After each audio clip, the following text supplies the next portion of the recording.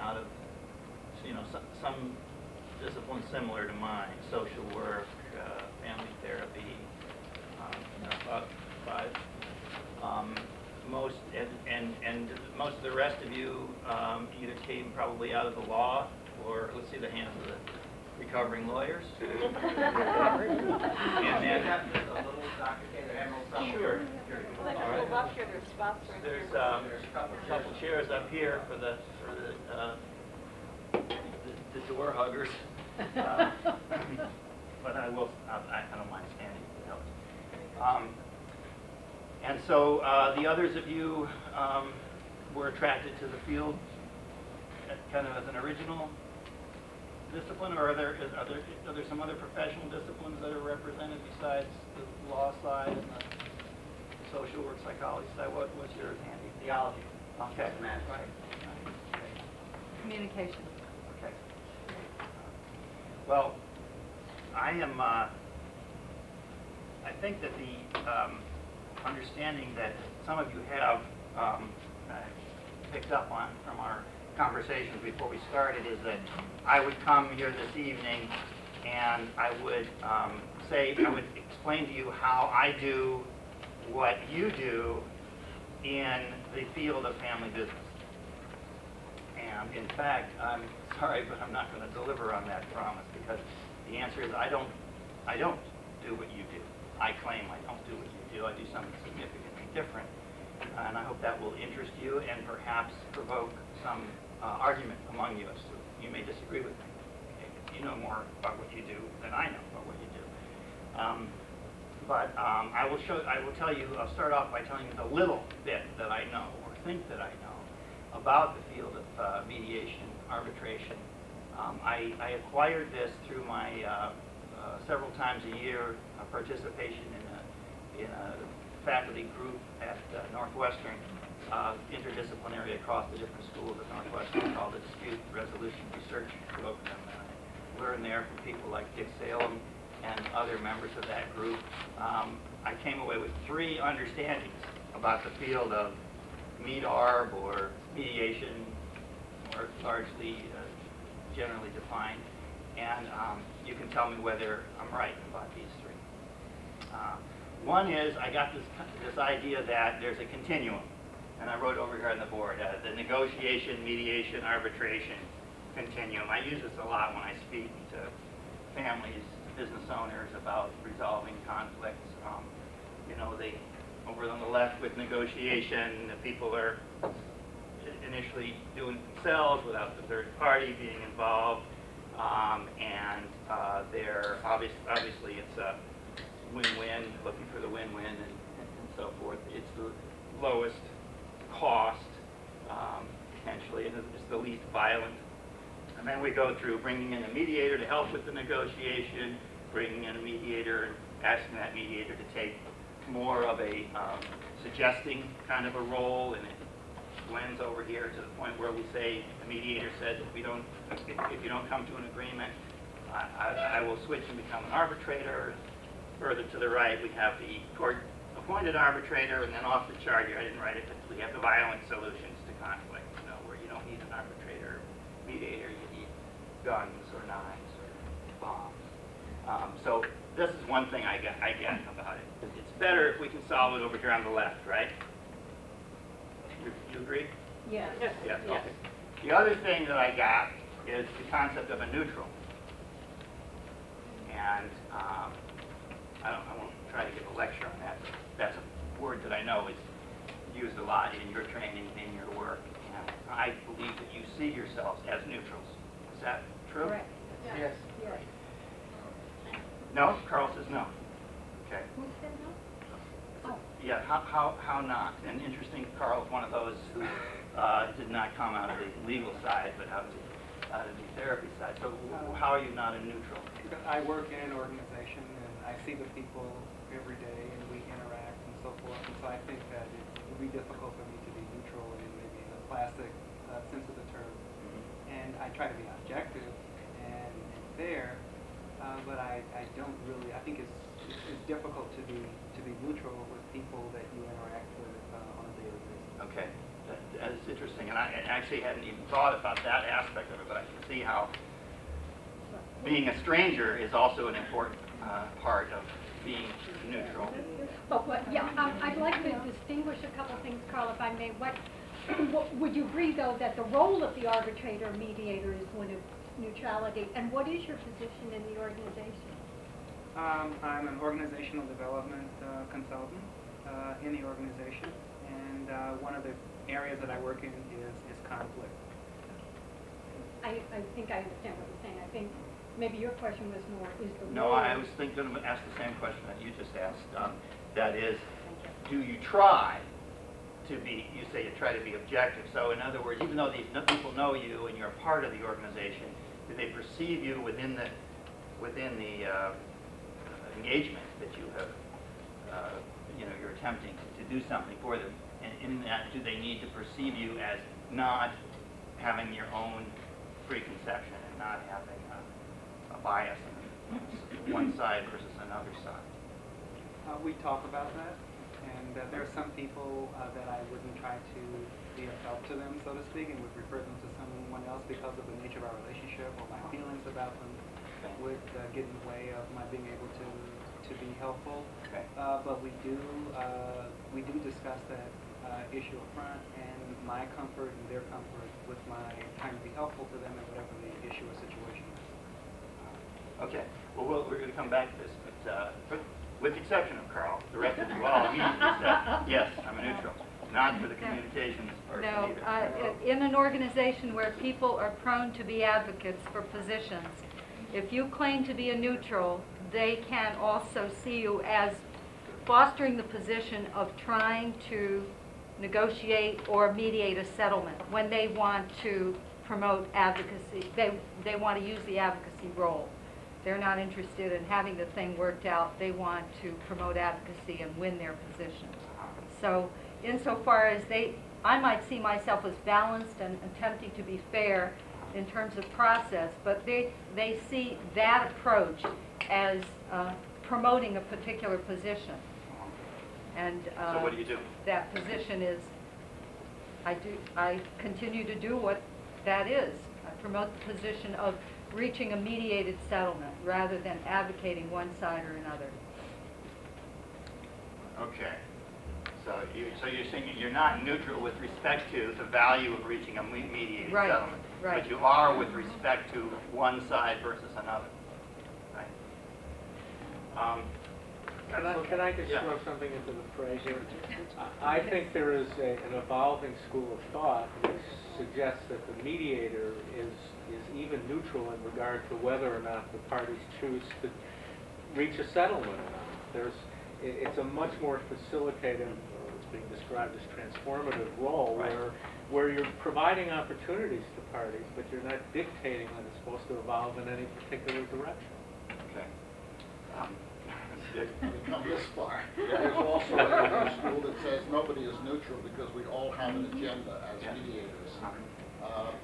From that perspective, and having worked in civil rights mediation where there are clear injustices, I've never viewed myself or my colleagues as neutral, rather objective and impartial, trying to behave that way, and having no agenda that stands in the interest of the best interest of the parties.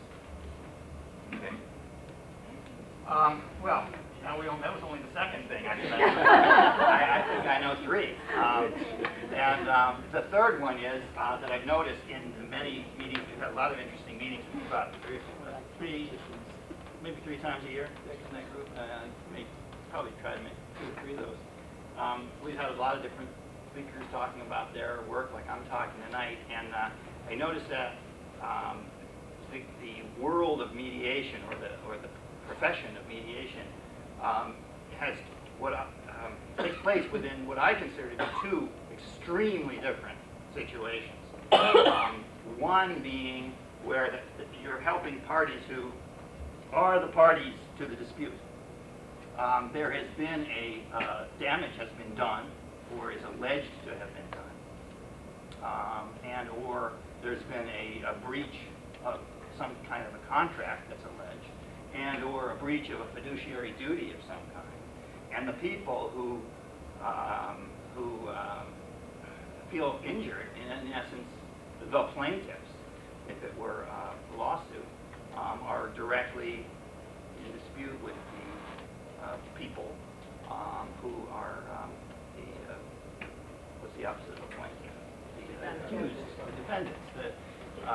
So the emotion is high. I mean, the divorce is a perfect example here. You know, we got the two people who themselves are getting divorced, and the mediator is working with those people.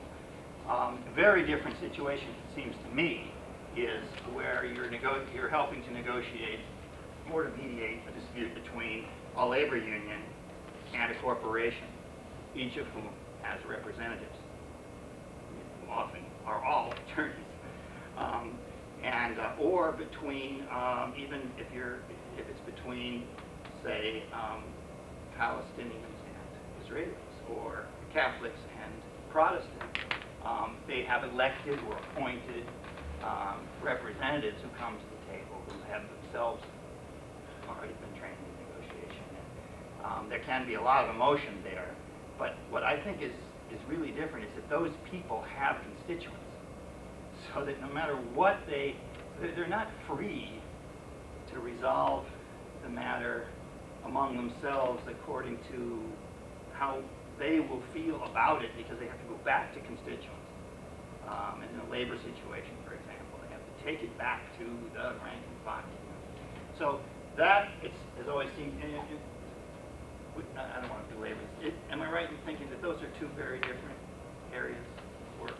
So that's the third concept that I have, and that's about all I know, actually, about your field. And I do never put myself forward as a mediator. About all I know about divorce is I learned in kindergarten. I learned it by experience rather than education. No, what am I? I'm a family therapist. I'm a psychologist. I'm a clinician. I come to the family with the desire of healing, of alleviating pain, of averting psychological damage far, not only in the present, but far into the future. I see myself as a rescuer, a liberator. I am so not neutral that if that's one of the items on the oral, I can never pass your oral and become a mediator. Okay? I absolutely never think of myself as being neutral in a situation, because you know what? There almost always are injustices being done, in my view. There's almost always an issue of mental health here. I mean, as a psychologist, I'm trained to recognize mental health and mental unhealth, and to try to, take an advocacy position in favor of mental health. If a family business, for example, is being torn apart in any degree by the addiction of one or two members of this family, then I cannot ethically, professionally view this as a dispute between parties, each of whom has an equal claim to, have the matter settled.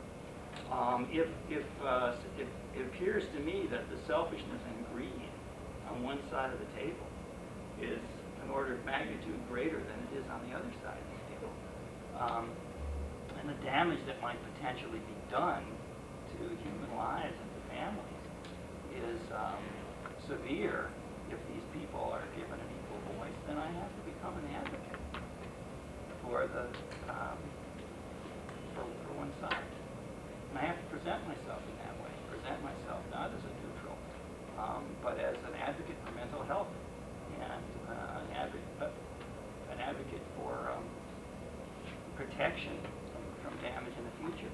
And the analogy I make an analogy all the time to attorneys in the following way. I say, you have an attorney whose job it is to predict risk to help you manage and avert risk long into the future. They look at your estate plan and they say, this is going to be very costly, very damaging to your family or to your business, and they advise you about how to avoid that. And I do that with respect to the family relationships and the human being in your family, human capital in your business. And it's my job to warn you about things that are that might only come back and hurt you in 10 years or 20 years or in literally 100 or 200 years. Because I have clients that are dynasty trusts that will last for 250 years. So, so how then can I form a relationship with these people if I'm going to come in there and say, no, I'm not neutral? And the short answer to that is that I need to form a therapeutic alliance with them. I need to have them all feel that I am offering something which is for the good of a family that they care about, for the good of people that they care about, even though I may be disagreeing with their position and not only not advocating for them, but arguing with them, telling them, no, you're wrong. So I have to form a relationship with some, and let's say we have keep it simple, a small family. We have a mother. She's a widow.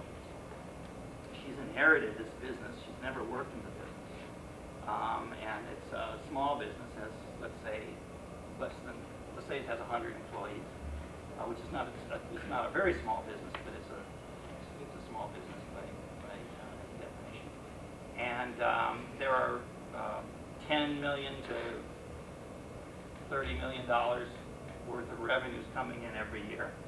And the business may or may not be profitable, and it may or may not be represent a substantial amount of wealth for this lady. And she has, and she's 70, and she has a son and a daughter. Again, keep it simple because in some cases it's very complicated. She has a son and a daughter that are fighting constantly, and their kids are fighting with each other. And in my view, this woman is doing some things and not doing some things which significantly maintain the conflict and prevent her son and daughter from resolving the issue in any kind of a healthy way. And furthermore, she can fire me. If she doesn't like something I say, she can fire me. So, I mean, how do I go in there and I don't think of myself as neutral, but yet I don't want to be fired, and I want her to feel that I'm offering something. She's ultimately the one who's trying to check. And the answer is that I form a relationship with her where, she kind of likes me. I try to get her to like me. I try to get her to trust me. I try to get the relationship to be good enough so I can tell her that I think she's wrong. And I think that's the same thing that attorneys do when they become counselors to a family business or to any client. You're not serving your client if you only tell them what they want to hear. You're there to tell them a lot of things that they don't want to hear. But you have to first, earn some degree of credibility as a person, and the sense of they have the sense of just that you're loyal to a larger enterprise. So I form a relationship with the family as a whole. And I tell them right up front that the client, the business is paying me, but the business is not my client. That I will fight hard to preserve what I view to be the health of the family. And I'll tell them why I think the health of the family requires pushing in this direction. And then beyond that, I'm a coach. I'm coaching them and talking with each other and finding a solution. So it's way down here at the negotiation end with a little bit of help from the mediator. No shuttle diplomacy at all, going back and forth. But, I do interview people separately to understand their positions, but the work is not done by me negotiating for this person with the other person. It's done by facilitating the dialogue between them. So the differences are, on this board here, on the negotiation, mediation, arbitration thing, I think I'm a negotiation coach, not a mediator. And on the neutral, no way. And is it a resolution type of situation where we're resolving a conflict between people where damage has been done, and if they want to feel okay about the restitution that's been made so that they can go their separate ways, get divorced, end the contractual relationship, not do business with each other again, not see each other again if it's a tort. No, it's not that at all. The goal is to preserve or maintain some aspect of the relationship. By definition, in a family, if the resolution takes place by ending a relationship between people who are kin, not married people, but kin, then it will be regarded by those clients as a failure. Almost all the time. I mean, there may be some exceptions, but they come in and they present it, they feel trapped in their business relationship. They can't even imagine ending the business relationship, but if they could end the business relationship in a way that wouldn't end the family relationship, it would be okay. So usually if you say, well, what would happen if you weren't in business, or what would happen if you fired your son-in-law? You said, look, you just can't, you're not performing, you're not contributing. If you weren't a family member, we would have fired you a long time ago. We need you to go and work somewhere else. My daughter would never speak to me again. I'd never see my grandchildren, right? So the what if, the catastrophe is a family catastrophe. And it's not a situation where they can be satisfied ending their life. So it's not this. And then it's not representatives either. Okay, I've never been in that situation. And in the news every day, the worst conflicts in the world, the ones that all of us as citizens we would give anything, our lives, if we could end those conflicts. I honestly don't know anything about it. I never sit there and have the fantasy, fly me over to Islamabad, and and I'm such a wonderful conflict resolver. I'll get these people. No, I don't have a clue what people do in a situation where they're dealing with the representatives who have constituents. Can I just highlight what I think is perhaps a false dichotomy? In the divorce area, for example, where I do a lot of mediation, there is an aspect of resolution in the sense, or dissolution in the sense that the divorcing spouses are separating and ending the relationship. Say that they have kids. The family does not end, and what really happens in working with the couple is you're working with the family in a transition, reorganizing the family. It's not that different than some of the issues you're describing. And that's where the overlap is definitely, where there is. But that underlines my point, okay? That for me, the central element of my work has to do with that part of the relationship that needs to be preserved, that needs to be healed. These people who cannot stand the sight of each other, who totally distrust each other, who hate each other, feel hated by each other, would be happy if they could get away with it, to hire a contract killer to dispose of each other. Nonetheless have long-term common interests. Okay? And I've been there.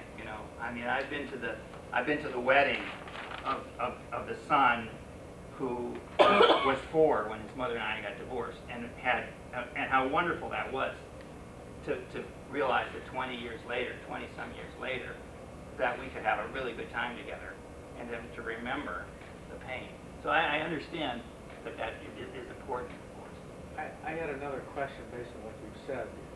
You said on the one hand, because of your commitment to the health of the family, you will push the family in one direction or the other. And then on the other hand, you describe yourself as a facilitator of their dialogue and their negotiation. There's some incongruity there. I mean, are you genuinely facilitating, or are you manipulating them? Both. Absolutely both. And now, okay, now we have the disclaimer. I'm not a good representative of the field of family business, conflict resolution. If you know other people in the field of family business, conflict resolution, you know anyone who's a member of the Family Firm Institute, certainly if you know any of the psychologists or the family therapists who work with family businesses, most likely they either know me personally. I think probably they all know me personally because we're a small group and we have a conference every year. Or they've read some of my work. And if you ask them, is Ken Kaye representative of what you all do, they will say no. He's a controversial figure. In fact, I'm known as the Dr. Kaye of family business. So, you know, I think it's fair. It's only in the interest of full disclosure to say that what I'm saying is not representative of any other group of people. It's my own well thought out, highly based in knowledgeable experience and correct view. Okay? Now, having gotten to this point, this is actually the end of the talk. You know, all the rest is discussion. So let me ask you, before we get into you guys discussing a lot and stuff and taking positions with each other, which I hope you will do, if we could just real quick, like, write down what the issues are foremost in your mind that you hope the rest of we have a little over an hour more together. And given what I've said, and you know each other, and this is an ongoing group, so what would be most useful for us to talk about, for me to share? Yeah. Your methodology. Methodology, okay.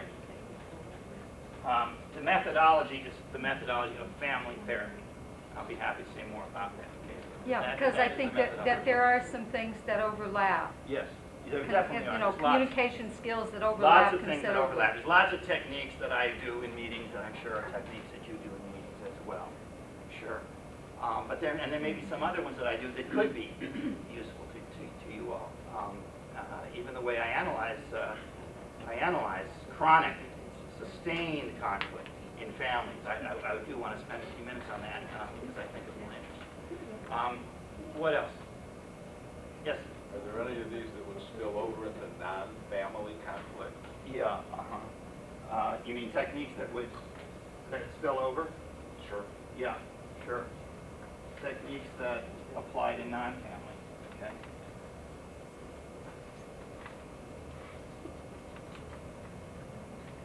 Do you involve other professionals like attorneys, Yeah. for instance, in financial issues? Yeah, can I just answer that one? Sure. Instead of putting it on the list? Yeah, absolutely. Absolutely. I do, and they involve me. Okay. So I just do a piece. I do the family therapy piece, or being an ongoing resource as a family psychologist, an ongoing resource for families. I have families that I've met with for years. I have some that I meet with annually at their family meetings. Some that I have met with over a period of 2 or 3 years, every couple of months in a coaching capacity. Those people all have other advisors. They have attorneys who do estate planning for them. They may even have other psychologists who are doing personality evaluation for their employees. Right? I don't know if this is part of methodology, but I basically have a question about how is the direction formed? I mean, like in your first session with people, are they coming to you and saying, we want to save our relationship or our business or engagement, and then I mean, who's setting sort of the goals? etc. Okay. Are you setting the goals or are they setting the goals? Okay, we'll get to that. Yes. This is related to that, but I'd like to hear how you overcome resistance to you and to what you're all about from What's to resist? the irresistible you. Okay. Well, Well, there's lots of resistance, not just to me, but overcoming resistance to the process. to the process as well. That's what I mean. Yeah, process, but also the person. The person one is easier, I would say. We'll get to that. The issue of who is your client and what is your contract? Okay. Engagement. That sort of comes under engagement here. Who's the client? Contract. And again, I'm not representative in this at all. I'll tell you how I do. Carl. Do you work with transference in your work? Yeah, sure. So that has to do with more general questions. You're asking me, am I like a shrink? Yeah. Yeah. So definitely. try to. I'm not real smart about that kind of stuff, it turns out. I'm more suited to, I mean, I wouldn't be the guy you'd go to if you want to lie on a couch like Woody Allen and he just sits there, you know, asks an occasional question. I would be real bad at that. But I've always been trying, you know. I have the license and I'm supposed to do that. Yes. What theory of family therapy do you subscribe to? Okay. Family systems therapy. Family therapy. But no particular school within that. Just take whatever I can learn from whatever writings, trainers I've had. Other things you want to talk about? There's none, so all these things have to do with how I work for the most part, right? Anybody want to know about the psychodynamics of a family business? Yeah. Yeah? Okay. Good. I'm trying to figure out how you decide, based on what you said, or determine the difference between what is a business conflict and what is a family conflict, and then how you pull them apart, or do you pull them apart? Okay, I mean, the answer is if a family calls me Yeah. and they own a business, or they don't even own a business, they have a massive amount of wealth that's held in trusts that will have some perpetuity to them, or some joint governance or administration, then they're my appropriate client. I'm a family therapist with a restricted category, a restricted set of clients. And what makes that a restricted set that would cause you to just do that full time? And of course, it took me years to shift my practice to, you know, so I could do it full time. But the answer is, you don't work with 50-minute sessions. And a therapist whose day is structured in 50-minute sessions, particularly back in the old days when you could make a good living doing that because you didn't have managed care, really can't do this kind of work with families, because my clients are all over the eastern two-thirds of the United States, from Oklahoma to Vermont to Florida, Minnesota, and mostly in the Midwest, of course. But I go there. So if you have an appointment with somebody every Tuesday at 3 o'clock and you constantly can't, it just doesn't lend itself to that appointment. And then, of course, you also develop a particular, you know, as you specialize, you learn more and more about family businesses, about wealth transition, about the issues that bother owners of businesses and things that come up. You don't have to ask as many stupid questions anymore. So there's a lot of economy of staying within this area. You get a reputation. One person refers to another. So it's a nice way to define a practice. But what I'm actually doing is family therapy. I'd be interested in hearing, you said that your colleagues think of you as the Dr. Kevorkian. Well, no, they don't all think that. I have been called that by a friend of mine, and I like it. I think it's nice. I'd be interested in hearing you contrast yourself to some of the ideas that others in this field have. Okay. Kevorkian. Yeah. Why Kevorkian? There's that, you know, that's an easy one. Yes. How do you determine when you're finished with a client? When do you determine when it's successful? You know, it's like, I'm like a dermatologist. The patients never die and they never get better. So as long as they want to keep calling me, there's always going to be something. You know, a new rash breaks out, I'm there. But I think that I think that it looks like Bill. Yeah, I think Bill that that question actually goes to one of the distinctions over here. With when you're resolving something, when the parties say, "Okay, I'll settle for that. I'll settle. I won't sue you. We'll sign this. I'll take the check. Whatever. We're done." You know? When are you done being a family? You're never done. That's my point. Until what'd you say? The children leave home and the dog dies. Is there some ethical or cultural or philosophical base that you operate out of besides family systems? Yeah, I think I operate out of the ethics of a clinical psychologist. Which is? Do no harm. For one thing, no dual relationships. is a very important one. And that would distinguish someone in. There are hundreds of people who specialize in working with family businesses, probably several thousand. Most of them are selling insurance, or they are doing estate planning work, or accounting work, or organizational development work, and so forth. What distinguishes the therapists is that we were only presented as therapists. So there is no way I would ever sell a product to a client, or participate in a financial deal with somebody, or bring somebody in on an investment or something like that. That's a real important one. What else? I mean, all the things that you would, confidentiality. That probably should have said that one first, obviously. Very important. And then just trying to keep. So, just I guess maybe that's enough of a list to give me an idea of what you're interested in. Yes? Do you see the saving the family and saving the family business as mutually exclusive, or are you working? No, I see them as orthogonal, not correlated. And that's why they call me the Kevorkian, because most of the people in the field of family business have a mission to keep the business in the family, to perpetuate, to pass it on to the next generation. In this article, and if you didn't get a reprint, I have some more up here. This is one of the things that I've written where I argue it is wrong, ethically wrong, as well as intellectually wrong, to assume that our mission is to save the family business. Now, you used the phrase save the family. I guess I don't see it that way either. Well, but to do whatever can be done that is most likely to be healthy for the succeeding generations. And reconciliation of the family. Pardon?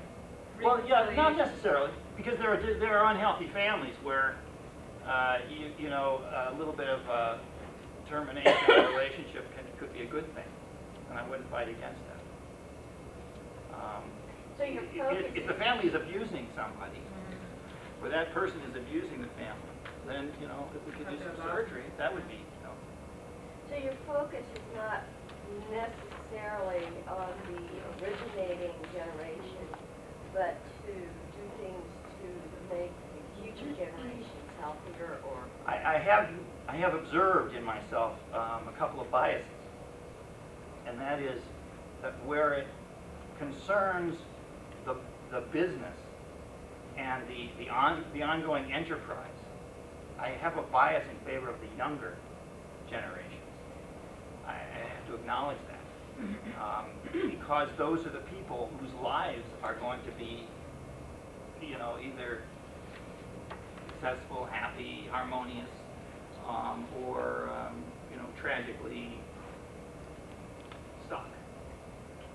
But when it comes to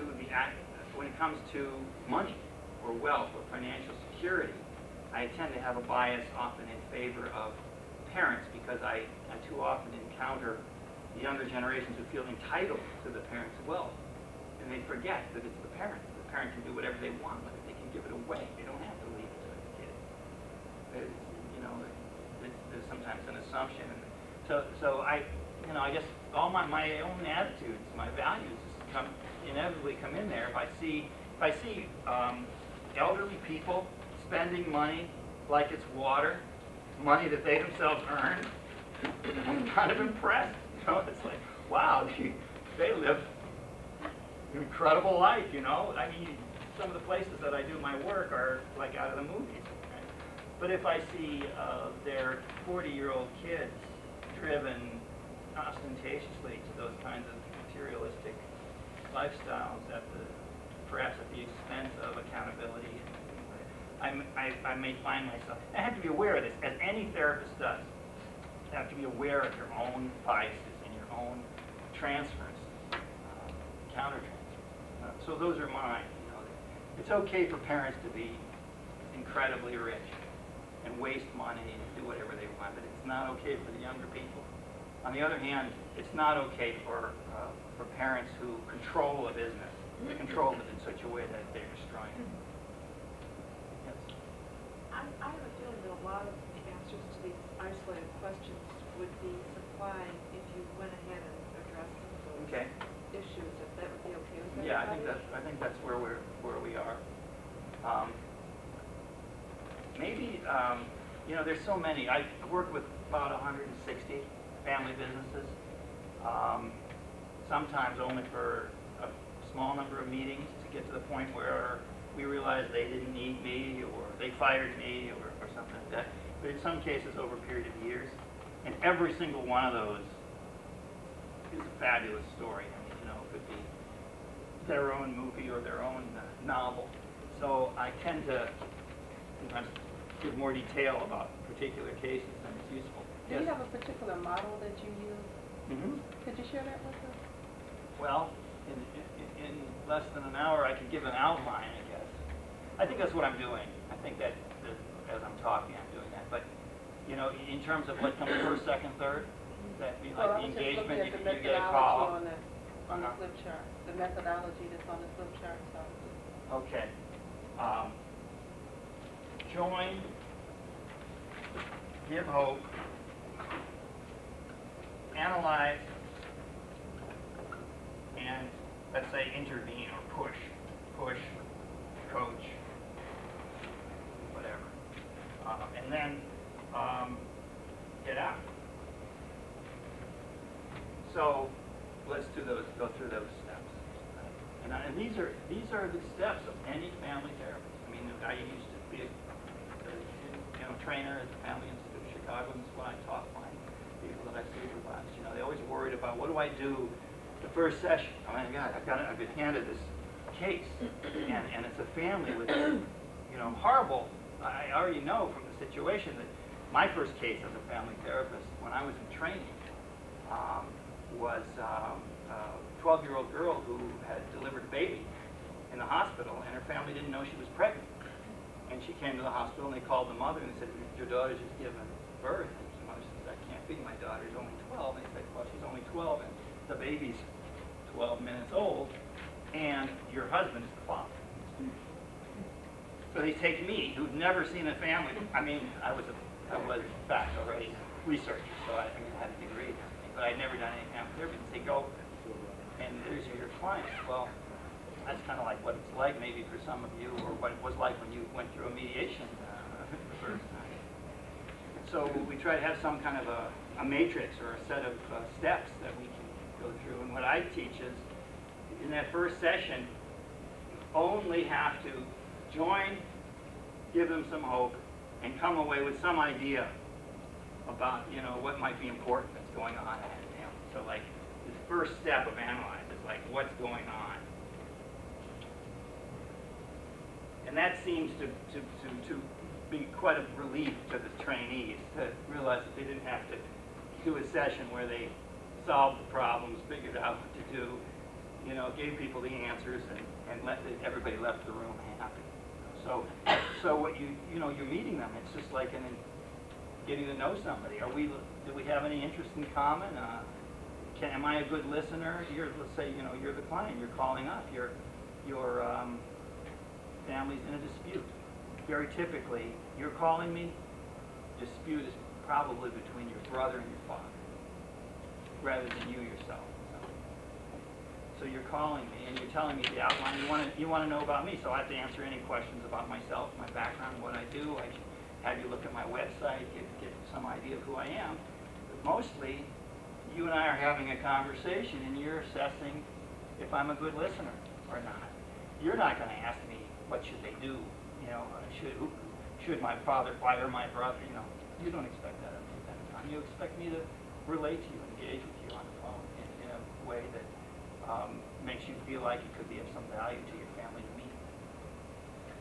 And if, in fact, I think there is some value, and if it seems appropriate and something that I might be able to offer something, then I would say, you know, I would try to leave you with a feeling that good for you for calling, and you know that these things often progress can be made. These things, and not almost always, but let's say at least 75% of the time, or more. I don't even know what this is. I say to people, okay, you decide to work with me. We're going to have a meeting. you're not hiring me for a year, nor am I just going to come out there once and give the answers or solve the problem. But let's think in terms of a family meeting or a meeting of all the people who are key to this issue that you're talking about. And I'll tell you what I need to do to prepare for that meeting. After you and I figure out who those people are. I'm not going to come in there cold. I'm going to have interviewed those people beforehand. So then once I know how many people there are, where they live, do I have to fly to other cities to meet them, I can give you a pretty good idea of what it's going to cost to get through those interviews and that initial family meeting. And maybe it's going to be a half-day meeting, or maybe it's a full day, or maybe you already have a meeting planned and you just want me to come there. So I can give you, and it's a pay-as-you-go kind of a deal. So I say to people, I'm like your accountant or your attorney, pay me for my time. There's no fixed cost, there's no minimum, there's no maximum. Give you an idea of the opening process? Oh, I don't need to belabor that. Okay. And my goal is to get to that meeting. Who is your I client? want to meet them. Yes? Who is your client? And my client will be Family Health. My client will not be any one person. So if somebody, years ago when I was a family therapist, I used to get a lot of calls from attorneys who wanted me to do evaluations for custody. And if they were representing the father, they want me to do the evaluation, and they want to know before they send the kid to me, what is it going to say? What am I going to say to the judge? Sorry, I don't do that. If you hire me to give my opinion, and you'll pay me, and then you'll find out what that opinion was. And it's more or less the same thing here. Okay, so if somebody really has an agenda, I'm careful not to align myself with that agenda. The nice thing about families, Dick, is that they don't really hate each other, okay? The father who is infuriated with the son, totally frustrated. And I actually have been there with one of my kids, not even this year. My kid got in a lot of trouble, my 18-year-old. Okay? I wanted to kill him, but I just love him to death. That's why I wanted to kill him, I guess. And that's the way it is in a business dispute as well. It's not like a divorce at all. They want you to like it. So after I'll meet these people, and this son who's railing about what a son of a bitch his father is, or do it the other way. Let's say the father's railing what an inept, irresponsible son he has. I might say something like, yeah, but I really like him. And the father would say, yeah, that's the problem. He's such a sweetheart. So you can join with that part of their antagonist, the part of them that's not antagonistic. But it's really what's they like to hear. They're relieved to hear that my interest. I've never had anybody say, oh, your client is long-term family health. Get out of here. That's not what we want. But that is what they want. Yes. What if though they came in and they said, we don't care so much about long-term family health. We want to save this business at any cost, and we want you to help with that. Do you see that as different or something you wouldn't do? That's never happened explicitly. It's very often is true. Okay. So more often you'll say, like a family that I'm very involved with right now, the father has said, he has given lip service to the idea that he wants his sons to do what's best for them. And if what's best for them is not working together. This is a situation where the father is himself second generation. Let's just take this case. It's kind of a typical situation. Nothing's typical, but it has a lot of elements that are typical. In this case, the business was started by a guy who died, let's see, at least 30 years ago. Yeah, the son's new. So Grandpa died 30 years ago, and he had a wife, and he had 2 sons. I think he also had a daughter. And these sons both worked in the business. It happened to be real estate, owning lots of buildings, developing them, and buying them, converting them, whatever, selling them or renting them. So the 2 sons were both working in the business, and they were in their 20s, and Dad dropped dead. So now Mom's got to figure out what to do, and she wants her both sons to continue this business. she's the owner at that time. And she, over time, these two developed the business. They bought out. They had some kind of a financial arrangement, so the sister did not inherit any stock. So it became the business between these two guys. And then they brought their kids into the business. So this one has brought in 2 sons of his 4 kids. I'll put a little star here that they're in the business, and the 2 daughters are not. And this one brought his son and his daughter both into the business. And the 2 brothers who had to learn how to do this they were no way prepared to run this business. Over a period of 25 years or so, they built it up and managed to make a pretty big business out of it. Fighting all the time. But they loved each other. So they would always argue and fight. I think that they would, the way they describe it is, they would defend each other to the death. You know, I can fight with my brother, you can't fight with my brother, because I'll fight with you. So that's how, at least how I'm told the relationship was between these brothers. But once this next generation got in there, that was bad news. Issues about craziness, and I don't know anybody on that side of the family. The ones that I'm working with now are this father and his 2 sons. Okay? So they felt this cousin was crazy and this other cousin was incompetent. And the whole way this family was managing the part of the business that they were in charge of, this family totally disapproved of. And eventually, they split. So, and other family therapists were involved 5 years ago in helping them get to the point where they split. So now what we have is a business which only is owned 1/3 each by this father and his 2 sons. And these sons are about 40. Older brother is about 42, and this one's about 38. Right? So now, Dad, and these are very competent young men. So Dad trusts them to do a lot. It's not a case where he doesn't delegate or anything like that. They're really running the business, but he's holding on to his 1/3, and he has the final say on both. If something actually comes to a vote in the partnership, he doesn't have 1 vote out of 3. If there's any dispute, you know, he resolves it. That's the situation they're in. So I go in, and I found, and the problem is that these brothers fight all the time. Publicly, in front of all the employees. It's a real problem in the business. And I'm told this, and before I even meet them, I'm preparing for this meeting that I told them that we would have, and I'm going to do my interviews of each of the 3 of them and their wives in their homes.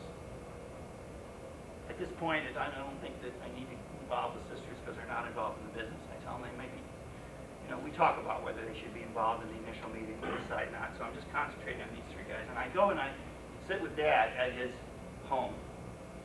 And we're sitting out on the terrace overlooking this lake. And I say to him, you know, what if the best thing for your sons, what if they conclude as a result of our process that they just ought to work together? It just isn't going to work for them like it didn't work for you and your brother. Maybe they will decide that they want to find some way of splitting up this empire. Would that be okay? And because he took 5 nanoseconds to reply, or let's say 5 seconds to reply, no, it couldn't have been that long. 1 second to reply instead of a 1/10 of a second.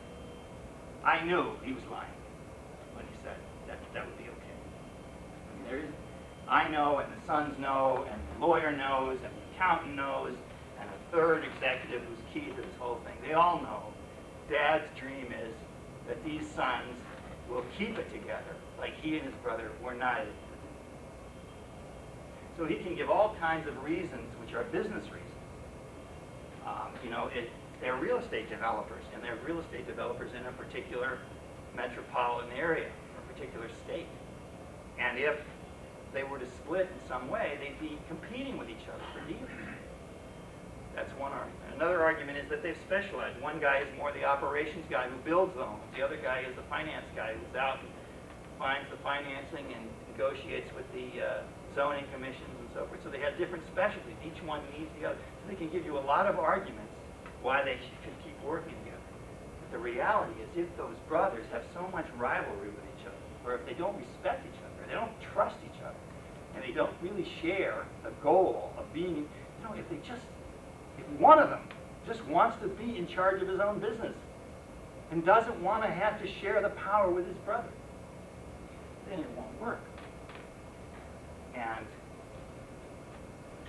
all their business reasons why it would be a good thing are really not so relevant to me. What I have to do is I have to keep pushing them and trying to coach them to see if they can work together in a healthy way, constantly reminding them that if they don't, that's okay, because there's nothing wrong with finding a way to split up your business house. I understand you've never even considered it. It's the unthinkable to you. It's thinking about the unthinkable. But yet, it wouldn't be the worst thing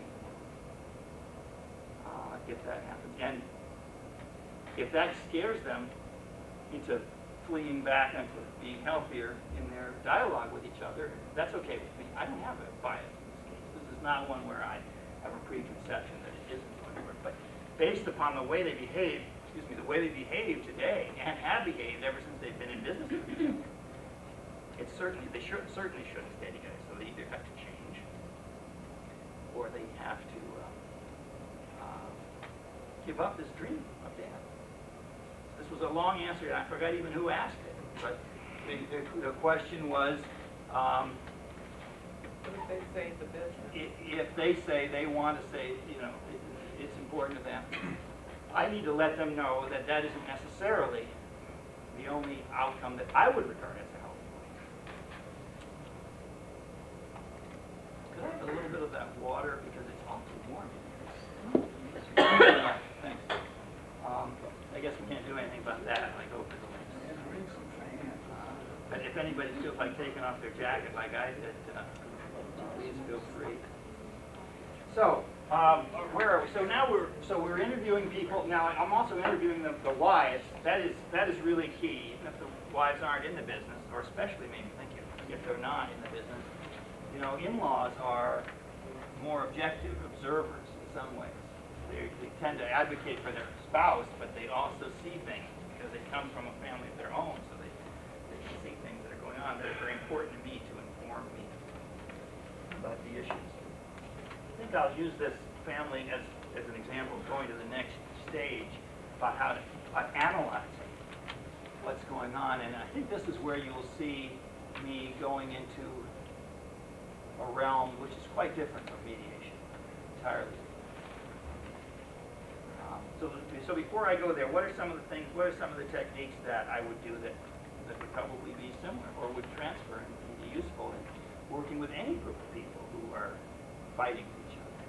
Active listening. Wait a minute, excuse me,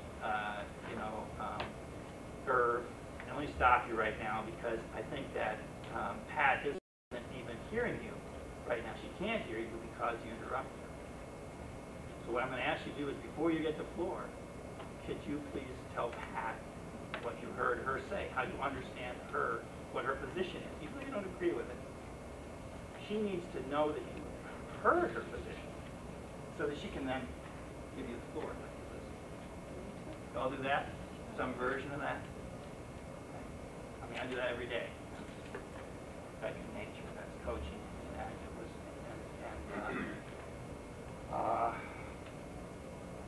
What else? Not accusing. Talk about what you need, what you want, what you feel. Okay? Nothing's going to be gained. You do what you're doing right now, what you guys have been doing right now. You were doing very well without me. There's no reason to pay me X dollars an hour to come in here so you can continue screaming at each other, blaming each other, calling each other names, abusing each other. I get it. You don't have to demonstrate for me. I know that you could. Now, what about doing something different that's harder? Do you think that you could, Sandra, could you try to say what you were trying to say about your perception of this issue by only talking about yourself and what you feel? In I statements. I statements. And I feel that you are a son of a bitch is not an I statement. I feel that, I feel that what happens in that type of a situation is that the employees react to your abusiveness of it. No, that's not an I statement. Okay. An I statement is how I feel when this happens. So that's something that that's a family therapy maneuver, but it's something that I think any facilitator of communication can usefully employ, because there's nothing really to be gained by hearing those accusations. It's only they're only beating each other up. What else? What are some of the techniques that you use to facilitate Reality dialogue? testing. Say just a little bit more about that, so I know. Well, how do you think this is going to play out? What do you think is going to happen if you do that? What So, happened the that last could be- time? Yeah, visit, right. Reality testing, visit the future, right? And how about switch chairs? Sure. Yeah, so that can be so powerful. Now, when you do that, be careful. Be careful. You ask people to switch chairs, you really are getting into the domain of the therapist. There's a huge amount of emotion that can come out of it. Don't have them start talking to the empty chair, the dead one, the dead problem. I wouldn't get into that unless you're prepared to deal with a lot of tears, a breakdown, someone, not being able to continue. And I'm not saying that you're not prepared to, but be prepared if you go in that direction. I think switching chairs is such a powerful technique. I myself am careful about using it. With these brothers, I used it early on. It was fabulous. I was amazed. I was so glad that I thought of it, because they are both very smart, both very capable, and they both meddle in each other. They don't trust each other to do to get the job done. I find that with sibling partnership, I tell my clients this a lot, it seems to me there's two kinds of successful ones that are very different, that are good successful models. And one is the Magliazzi brothers, Click and Clack on Saturday morning on Car Talk. You don't know you never know who's talking. You don't care, right? They're mutually interchangeable. So in their business, one can imagine either one of those guys could go on vacation for a week. It wouldn't matter. Or if a customer comes in, they could talk to either one of them. It's not. They totally trust. They're essentially leveraging their intellectual capital, because there's two of them that possess it. So they don't. One doesn't. Like in a typical entrepreneurial business, a small business, that person has to be there all the time. If that's, they don't have to be there all the time, because they duplicate each other so well, and they totally trust each other to do a good job, even though they're doing more or less the same thing as far as we know. And the other type of successful partnership is kind of the opposite, where they have mutually exclusive sets of skills. You've got the nerd in the back who'd never let him see a customer or let the customer see him, but the product that he'll get out for that customer is extraordinary, technically extraordinary, engineering way, or just good at designing a set of manufacturing processes or something of that kind. And in the front is a wonderful salesperson, charismatic person, can give you, tell the employees the vision, the mission, and tell the customers and make it convincing, but they should never let that person do the work. They couldn't get it done. And they both know that about each other and trust each other to do it and stay out of each other's way. So I'm, Dick's my brother, and I'm out there and I'm selling his work and I'm making a lot of promises. And Dick trusts that I will only make promises he can deliver on, and I trust he'll deliver on the promises. We can have a wonderful working relationship. But these guys don't have that, because each one thinks that the other, it's not even that he thinks, it turns out as I've worked with these guys all summer now, it's not even that he thinks the other one won't do a good job. He fears that the other one thinks he won't do a good job. And he's damned if he's going to trust him more than he trusts me. I'm damned if I'm going to trust my brother more than my brother trusts me. So they're locked in this thing. So everything that comes up, guys, they stay out of that's my area. You told me not to go in your area, now you're coming in my area. And you always do that. No. So they were fighting about this thing in front of me and letting me see it a bit. I said, hang on a second. Would you do me a favor? Would you switch chairs? And we were in the office of one of them. So he literally had him get out of his chair, and his brother go in his chair, and this guy go over there, you know. And you don't know what's going to happen when they do that. Sometimes they absolutely haven't got a clue what the other person's position is because they've never listened. It wasn't the case here. They did a beautiful job, each one. He just went into that role, and he decided what the other person's position was. And they both felt good in hearing, and they really felt good that the other guy could say what they were arguing about a specific issue that came up. Nonetheless, when he got out of the chairs, nothing was cured. I mean, it didn't bring about any great breakthrough in the work. Somebody wanted to stop me. I haven't. Yeah. No, I was just gonna ask, I mean, do you ever ask them how it was growing up? I mean, they just didn't start arguing. You're getting ahead of me. I'm getting there. I'm getting warmed up because I'm so excited about these people. I'm in the midst of this work. But I started to go there, and I said, wait a minute, I better talk about the kind of simple techniques before we get to analyzing. What are the techniques that we have in common? And when we go where you are, I think I'm going to part company with all of you, and I'm going to become analyst of psychodynamics in family conflict. In your initial comment on getting into the feelings of the parties, Margaret Shaw, in an article on teen-parent mediation many years ago, wrote that the difference between mediation and therapy is when a party complains about the behavior, the therapist would say, and how did you feel about that, or how did that make you feel? A mediator would say, and how would you like her to behave? Not to delve as deeply into the feelings. To acknowledge them and work with them, but not to go beyond a certain level in drawing them out. Okay. Now, I perceive myself as doing both of those things, and I wonder if, are you suggesting that a mediator ought not to ask about the feelings? No, I guess it's a question of, emotions are a very important part of a serious mediation. Yeah. No question. And it's a mistake not to acknowledge that and address that. Yeah, I agree. But when you start to get into, and how did that make you feel, even that, you were pointing out switching chairs, even that can begin to get into another layer.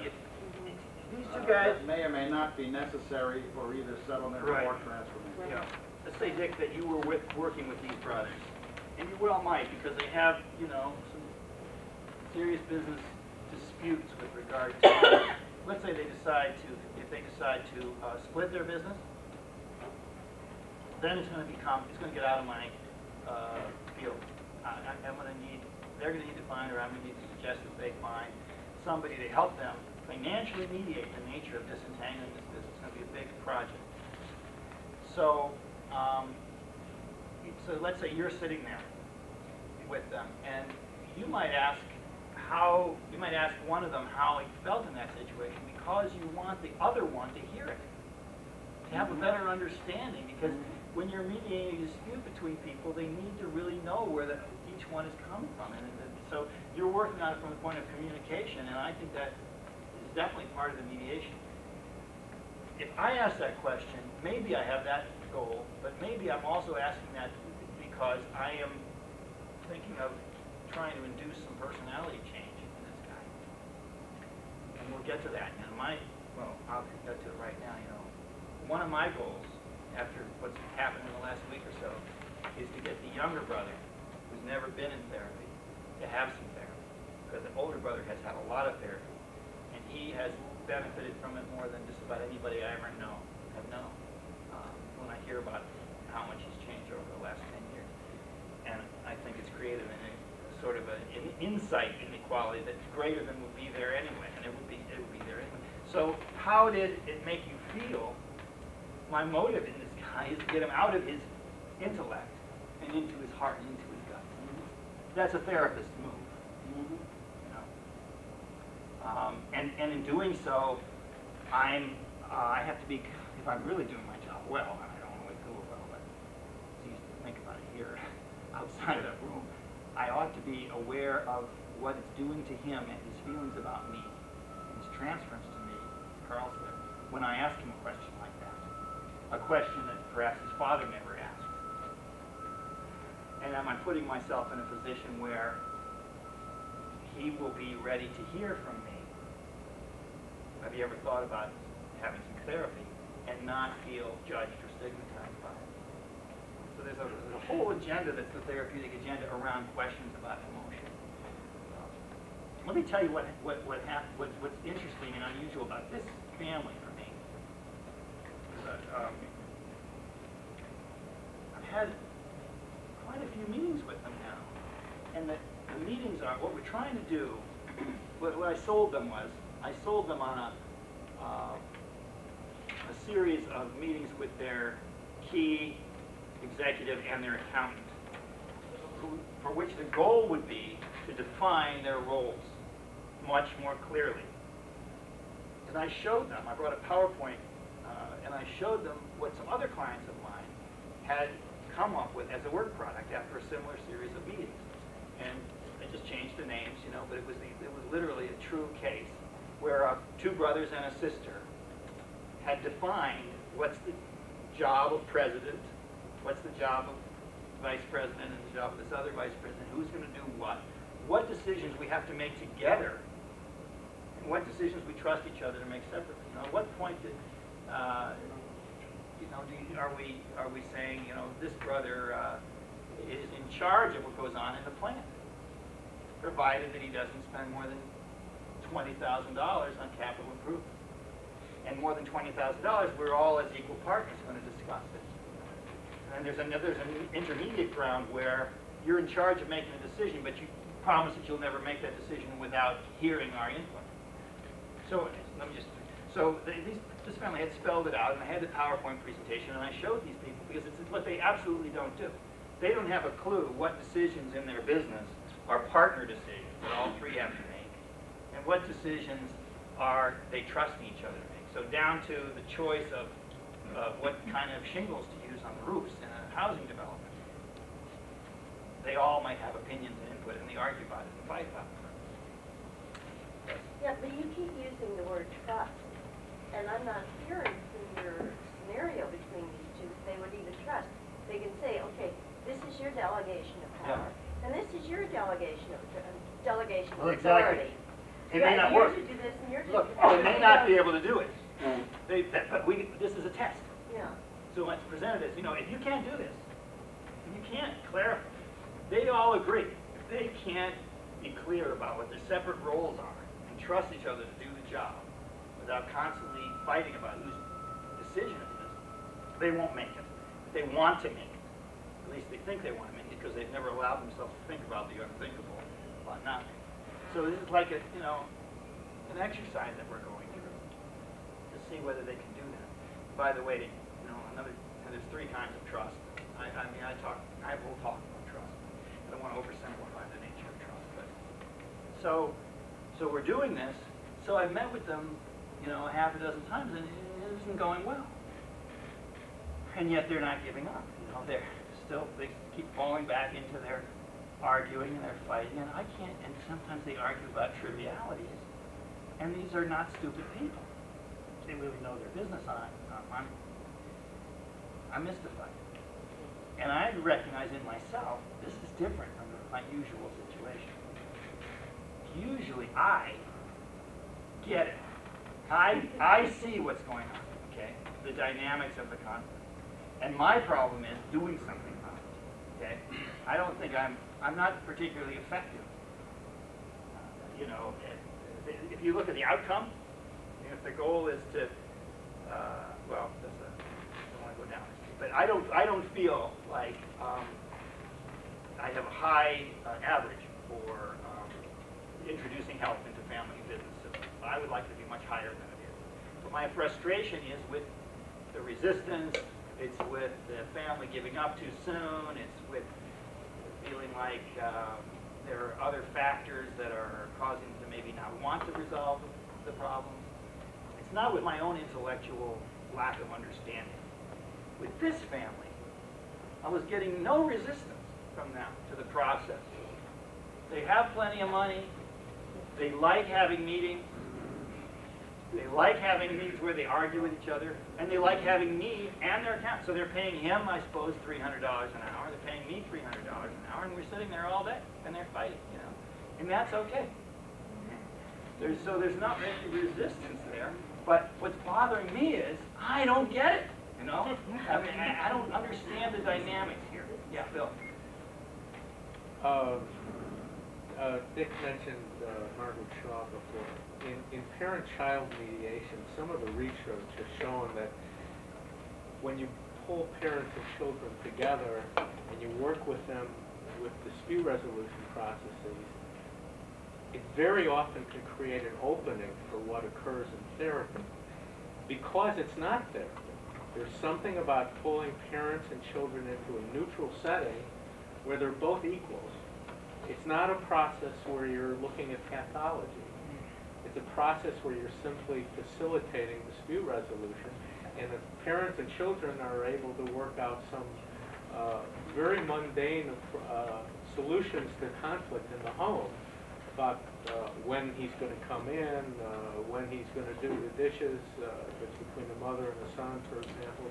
Sometimes this can create an opening for what goes on in therapy. And I'm just raising the question, is it possible that with some of these problems, if they could be worked with as a conflict resolution process, in a conflict resolution process, that some of your therapeutic concerns could more easily be addressed? You're asking him or me? I'm asking you. No, it's not possible. You don't think an opening might occur? Here's what happens to me. I have this following experience. I read articles by mediators about how successful they were in mediating a family business dispute. Not settling a divorce, but literally mediating. And they'll say, and the outcome was this wonderful outcome. And I don't believe it. There isn't a magic pill. And I don't believe that these people follow the case. You know, and I'm just talking about the specific cases that I've read. So what I'm saying is I have a lot of skepticism about those kinds of claims based on case studies in mediation literature. And I have read some about family business. Now I don't know what other kind of child thing you're referring to. Let me go on with this case, okay? So I can get to the analyzing.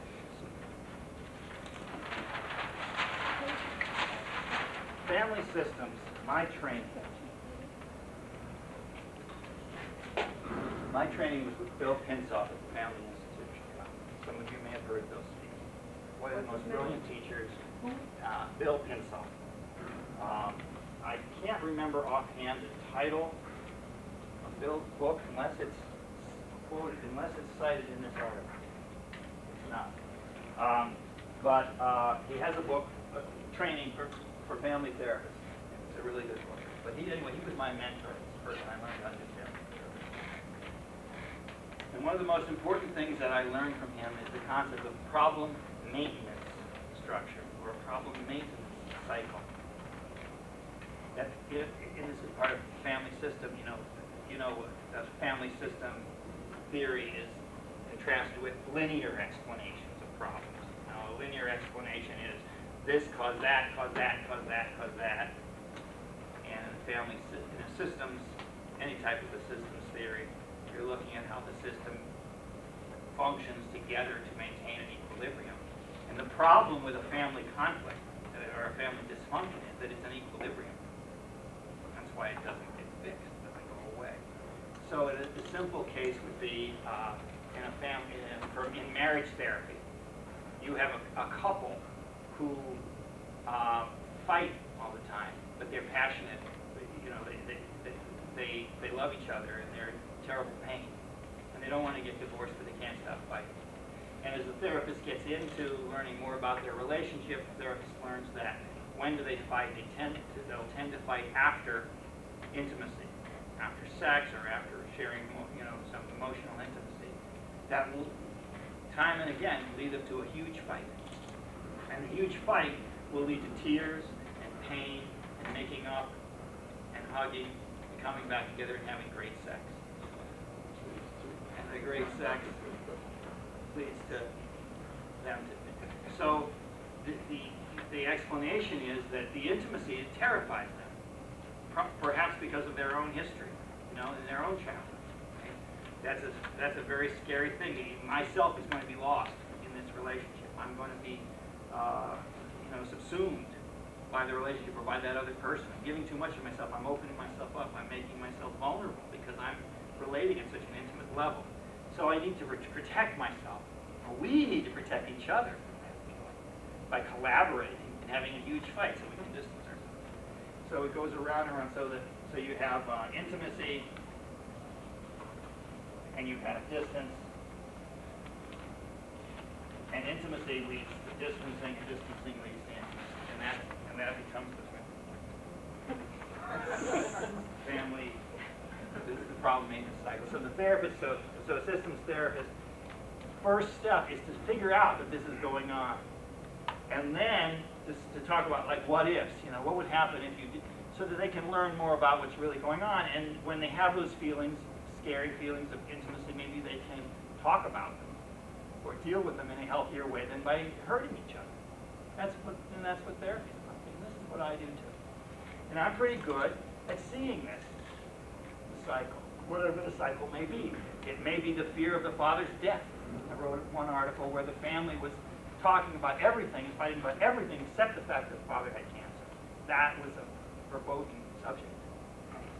That's what they had all the anxiety about. And every time the sons would fight with each other, the father would get angry.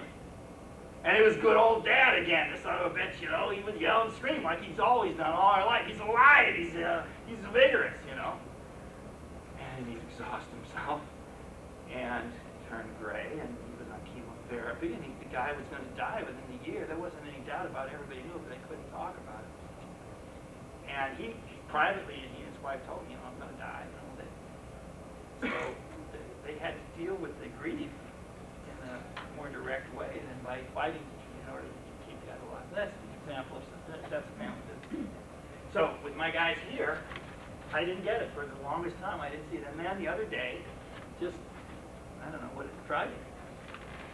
We were sitting there in a meeting, and we're doing this thing with the rules. It's the third meeting we've had. I don't think we got anywhere in the first two meetings. Rules, you know, what roles, who does what, you know, some suggestions for procedures, which decisions are partner decisions, and the older brother is, there was a two-stage thing here. This was really great. The previous meeting, I was so flustered and confused by what was going on.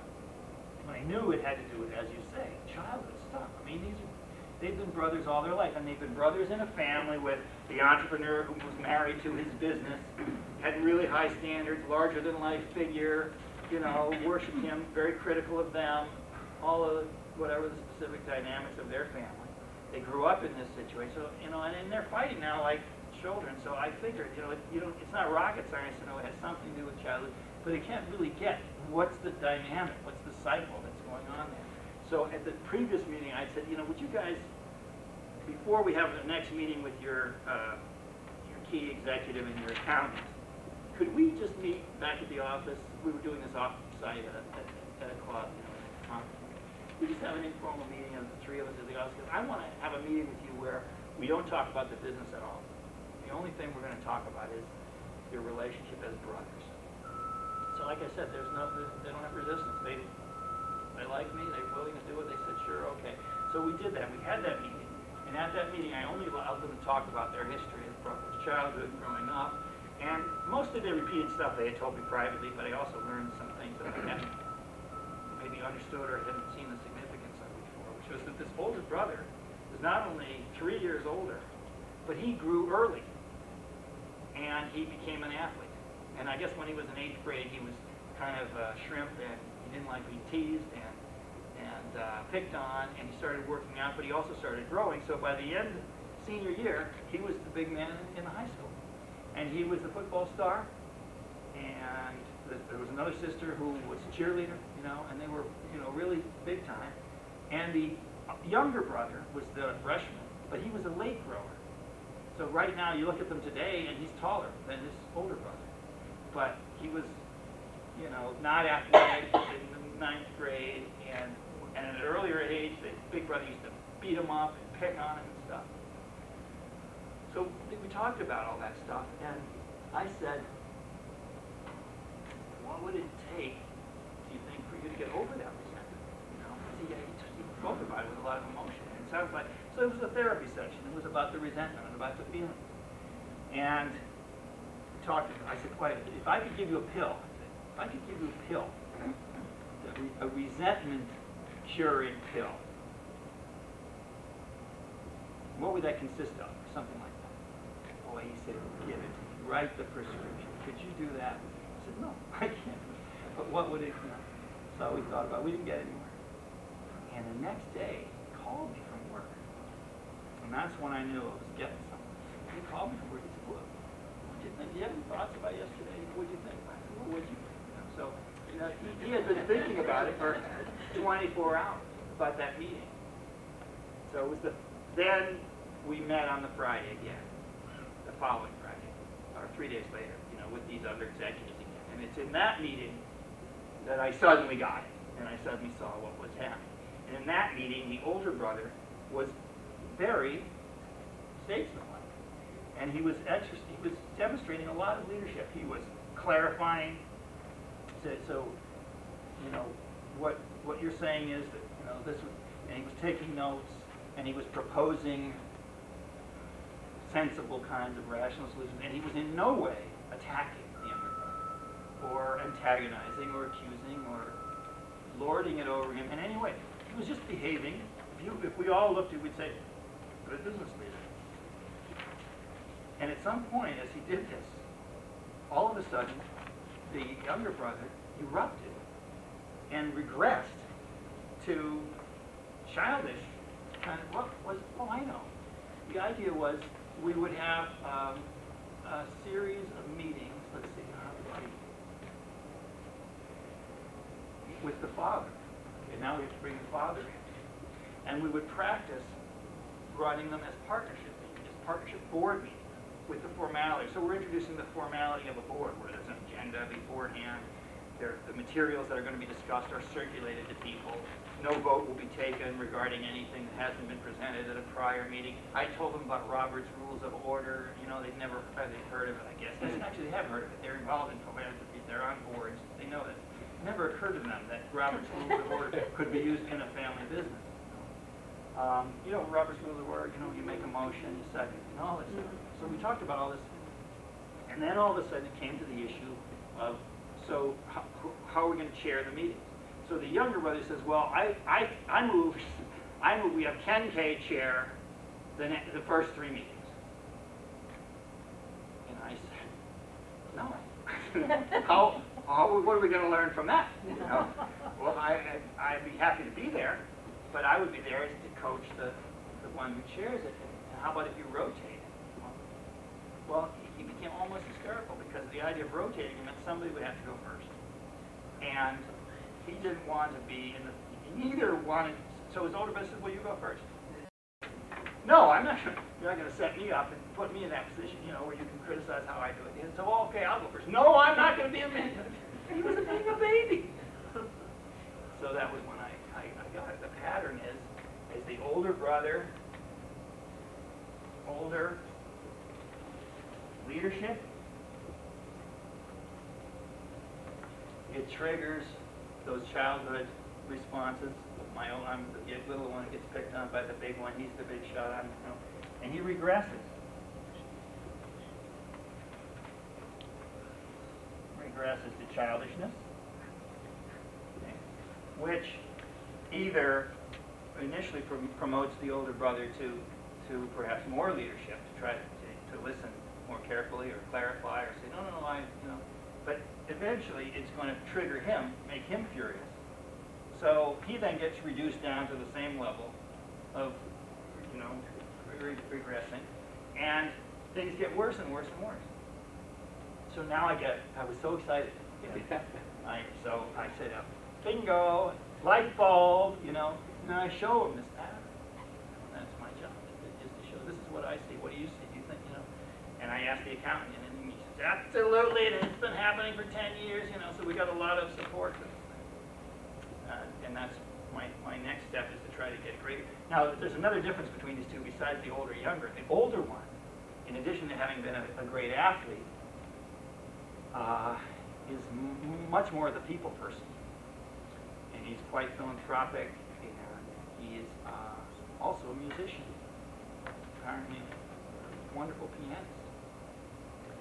And, you know, artistically inclined person, sensitive. And the younger one, guess what his profession is? No, engineer. He's the engineer. So he, you know, this is the guy that goes out and does the deals with the people, talks to the zoning, gives them the vision, the idea, we could take this piece of land and turn it into a housing development. And this guy builds the houses, figures out how to do it. And he's an engineer and a pilot, as I am also. So we connect on that level. We join on the level of being pilot. But he doesn't have a lot of right brain, or not a lot of access to his right brain. Well, I'm sure it's there, and that's what his call to me signaled to me that he was willing to relate to me on a level of patient psychologist. So are you doing the analysis step now? Yeah, well, okay, I'm done with so, it. I'm what now is the doing the difference? 2-minute wrap-up in the What's the difference between the question, what would it take to get over this resentment, and the question that Dick asked, how would you like this behavior to be different? I mean, to me, those things are very much alike. So I'm trying to see where the difference is in what you're saying you're doing is different than what a mediator does. The difference is I'm not going to be satisfied if they,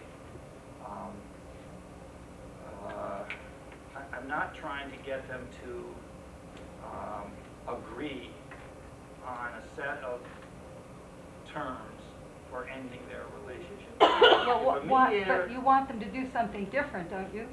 Yeah, I want Not them, necessarily to end it, but you want them to do something different. I want them to decide in a healthy way on a healthy outcome for their family. Okay. So I don't see... And I think that is going to need some more insight about the psychodynamics on their part, the psychodynamics of their family. Will you Okay. be doing that, or that's where you're trying to refer one? Well, I'll do that with the psychodynamics of the family, but I won't do the therapy with the one guy. You know, I mean, my fantasy is he will see, he doesn't want to be childish, you know, and he's a very capable person. He has actually built a good organization. This guy has about 3 people. The older brother has about 3 people that work with him on the deal side. This guy has about 60. You know, just within the company, not counting construction firms that they outsource work to. As an engineer, he's been very successful there. But even as a leader of other people, he only regresses when he gets in a relationship with his brother. It'd be fine if they went separate ways, but that's their choice. They, you know, it's not that they can't survive separately.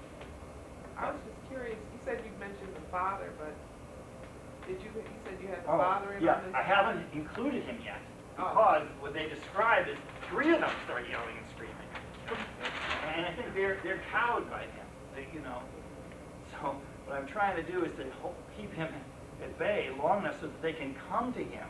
And this is good. I get to make one more point before the second hand reaches 7:30. In my experience, these older generation will buy into resolutions or settlements or deals or contracts that the younger generation are in accord about. You know, if the younger generation are fighting, they will never get the parent out of the business. This is like one of my cardinal observations, and I share this with clients all the time. But the best, put it another way, he doesn't really want to be out of the business. For health reasons, he knows he has to be. So, but does that mean he's willing to just give or sell his stock to the 2 sons and get the heck out and go to Florida or do other things or just get in his philanthropies? No, because this is his baby. This is his lifetime identity, right? So a big problem for any family business consultant is not necessarily getting the parent out of the business, but passing the baton down so that these people can get on with the work. They essentially have to be entrepreneurs again. They have to build the wealth again. They can't just, you know, administer it according to the will of the older generation, because it will dissipate. There's entropy. They have to be rejuvenated. So if he doesn't want to leave, what would be his best strategy? so needed. Exactly. Let's you and him fight. Right? That's a very frequently part of the dynamic. So he will sometimes side with one, sometimes with the other, sometimes refuse to side because if he does, it will resolve the thing, and he wants to keep stirring the pot, and then he can say, oh, my sons are such great guys, they're so capable, but I don't know what's wrong with them, they can't get along, So I'll say, okay, so split up the business. Oh, no, we can go. There's a desire to perpetuate that conflict. Just, as we see in any family system's view of a marital or parent-child kind of a conflict. The adolescent who's acting out or using drugs to keep mom and dad engaged and not depressed or not splitting up or whatever. So the same kind of a classic situation. So for that reason, I'm trying to say to dad, to them, you can come to your father with a plan, saying, here's how we plan to share responsibility, here's how we're going to make decisions, and going forward, and you say, Dad, we love this business, this is a fabulous opportunity, we're so grateful to you for bringing us here, we want to stay together, we want to keep the business alive, but we've realized that the only way we can do it is change the partnership agreement, you get only 1/3 vote, you sell your stock to us over a number of years, whatever the plan is, this is the only way it'll work. He'll buy it if they're in agreement about it. Usually. Yes. Can the younger son do this without therapy?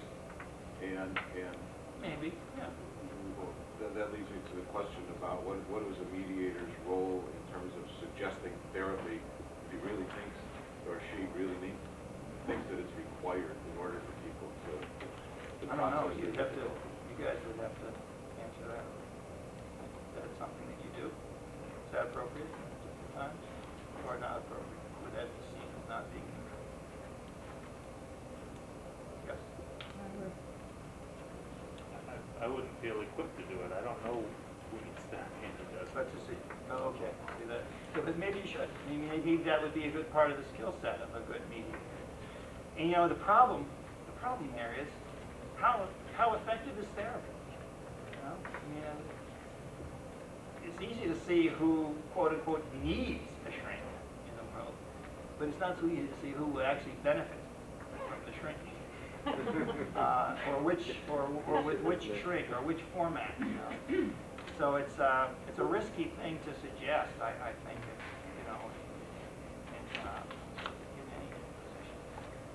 Well, there's a lot obviously to engage with, and I don't. So I hope I don't seem to be saying that everything I do is completely mutually exclusive from you.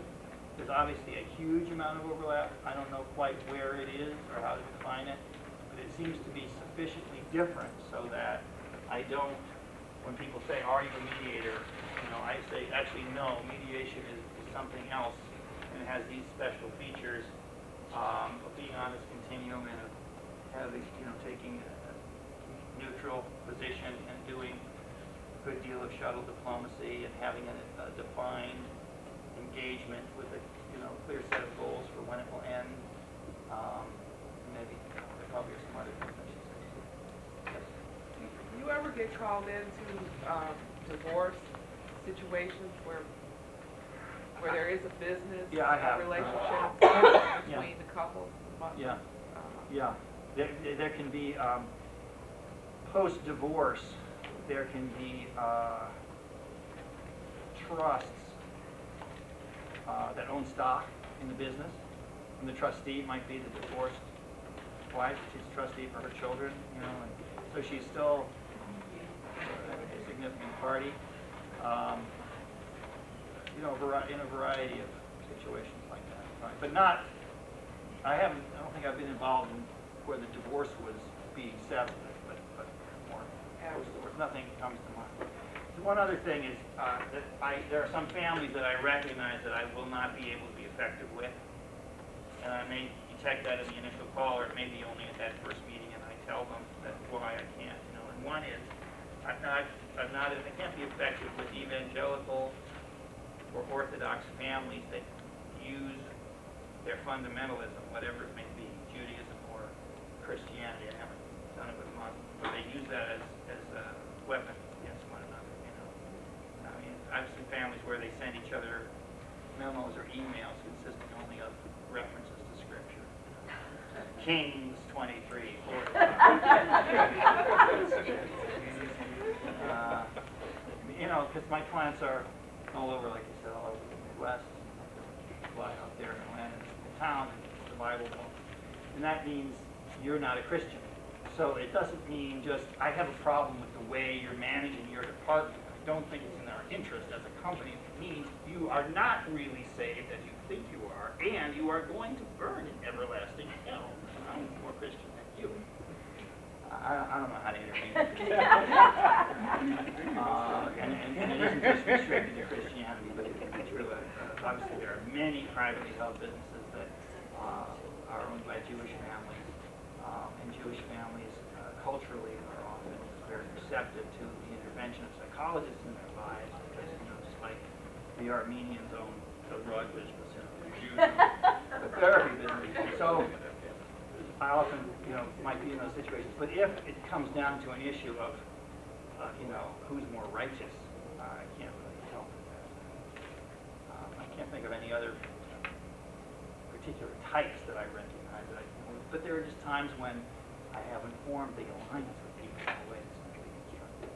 Well, if there are any follow-up questions, my phone number is on the back of these articles, and my website is also. There's a lot of other resources, other articles like this on my website that may or may not be of interest to you, or put the phone number down here if there's any way I can be helpful in actually working with you.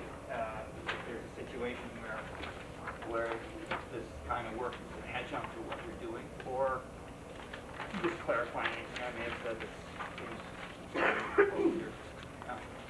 I just wanted to make one remark.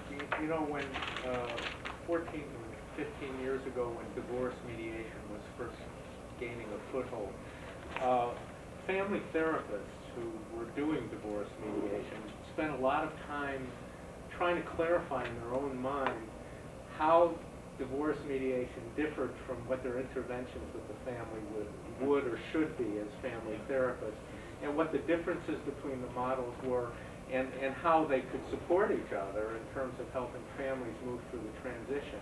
Right. Based on your presentation today, I really think that family business consultants and family mediators need to be talking with each other more to find out how our respective approaches can support families and family businesses, because I think they are clearly very different approaches, but it's a matter of sorting out when one technique is more appropriate than the other, and it depends on what you're trying to accomplish. So I think I'd like to invite a further dialogue. Do any of you know Mary Whiteside? Do you know Mary Whiteside?